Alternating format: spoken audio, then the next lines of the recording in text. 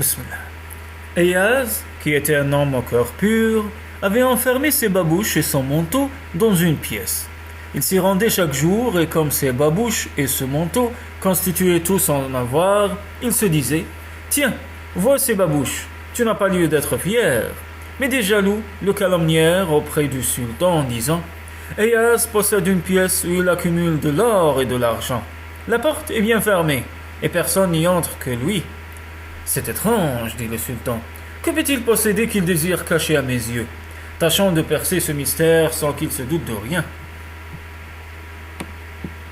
Il appela un de ses émirs et lui dit « À minuit, tu ouvriras cette cellule et y prendras tout ce qui te semble intéressant.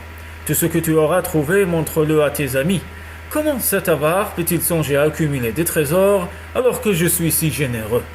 À minuit, l'émir se rendit à la cellule avec 3 de ses hommes.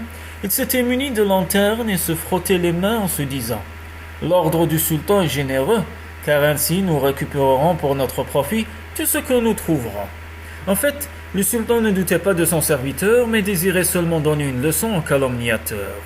Cependant, son cœur tremblait et il se disait « Si vraiment il a fait une pareille chose, il ne faut pas que sa honte soit publique, car quoi qu'il arrive, il est mon bien-aimé. D'ailleurs, il est bien au-dessus de ce genre de calomnie. » Celui qui a de mauvaises pensées compare ses amis à lui. Les menteurs ont comparé le prophète alayhi salatu wassalam à eux. Et c'est ainsi que les calomniateurs en virent avoir de ces mauvaises pensées envers Iyaz. L'émir et ses hommes finirent par forcer la porte et pénétrèrent dans la pièce, brûlant de désir. Hélas, ils ne virent là que la paire de babouches et le manteau. Ils se dirent « Il est impensable que cette pièce soit ainsi vide. Ces objets ne sont là que pour détourner l'attention. » Ils allèrent chercher une pelle et une pioche et commencèrent à creuser de tous côtés. Mais chacun des trous qu'ils creusaient leur disait « Cet endroit est vide, pourquoi donc l'ouvrez-vous » Finalement, ils rebouchèrent les trous, pleins de déception car l'oiseau de leur désir était resté sur sa faim. La porte défoncée et le sol labouré restaient comme témoins de l'effraction. Ils s'en revinrent, couverts de poussière, auprès du sultan. Celui-ci, faisant mine d'ignorer leur déconvenue, leur dit « Que se passe-t-il? Où sont les sacs d'or? Si vous les avez laissés quelque part, alors où est la joie sur vos visages ?» Ils répondirent « Ô sultan de l'univers, si tu fais couler notre sang, nous l'aurons mérité.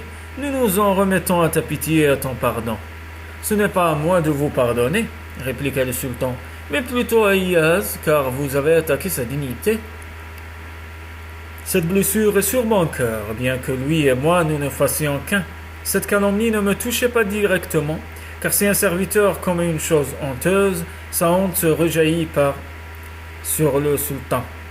Le sultan demanda donc à Iyaz de juger lui-même les coupables, disant « Même si je t'ai prouvé 1000 fois, jamais je ne trouverai chez toi le moindre signe de trahison. Ce seraient plutôt des épreuves qui auraient honte devant toi. Tout ce que tu m'as donné t'appartient, répondit Iyaz. Moi, je ne pèse que ce manteau et cette paire de babouches. C'est pour cela que le prophète, alayhi salatu wassalam, a dit « Celui qui se connaît aussi son Dieu. » C'est à toi de juger, car devant le soleil, les étoiles disparaissent. Si j'avais su me passer de ce manteau et de ces babouches, ces calomnies n'auraient pas eu lieu.